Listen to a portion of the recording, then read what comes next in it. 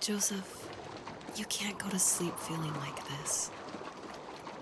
I'm sorry for everything, and I know you need space, but I'm here for you. You don't need to feel so lost.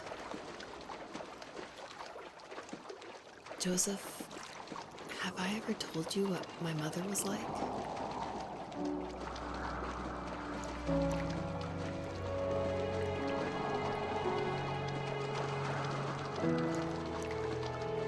You know what it's like not to have a mom at home.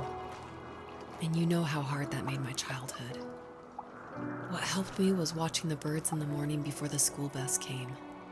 I thought that my mother was one of those birds, and it made me want to be free like her.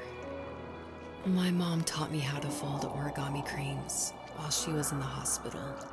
So I told myself I would fold one every day until I could fly myself.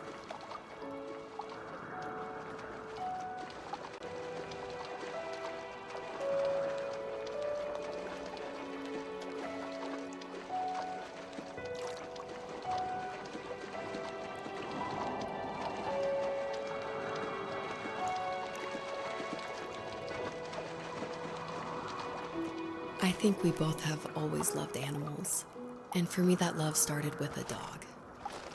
Sometimes this Rottweiler would come up to our property line and wait at the fence for me, but only once in a while. I was sure to check every day immediately after school, and it usually ended in disappointment. I would even steal money from my passed-out dad just so I could buy these off-brand dog biscuits. Even when she did stop by, she never went beyond the fence. Why was she so scared?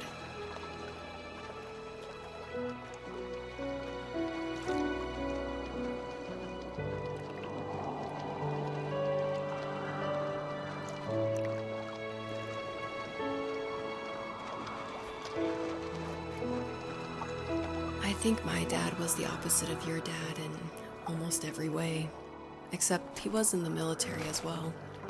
He coped with alcohol of every kind. The trailer started falling apart, he got angry, and I withdrew.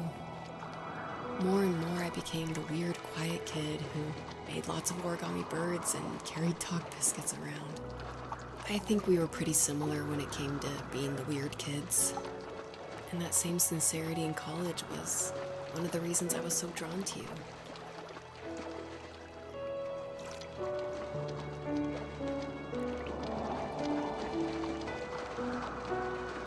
Life got worse and worse, and at one point, I really didn't think I could survive another day with my soul still intact.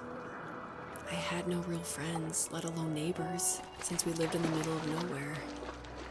I should have talked to my teacher, but I was scared what he would do if he found out.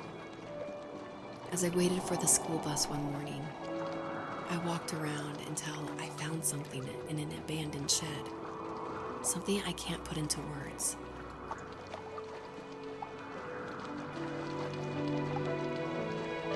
I summoned courage I didn't know I had, and I broke into my dad's room and found the key to the shed where he had locked my bike.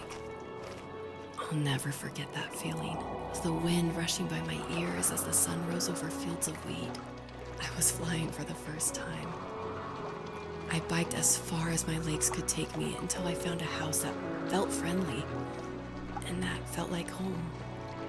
Those strangers helped me in so many ways. And if it wasn't for them, I wouldn't have found my foster family. And if it wasn't for my parents, I wouldn't have met you.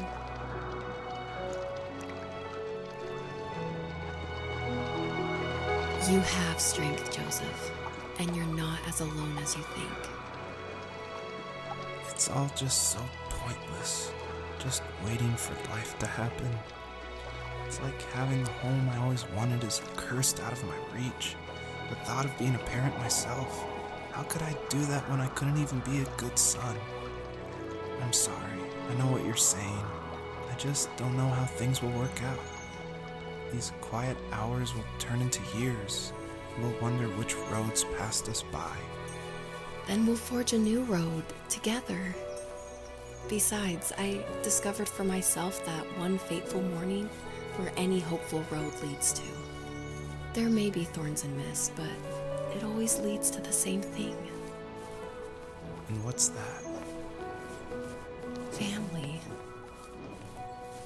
I'm so glad that you're part of my family, Rachel. And I'm glad you're part of mine.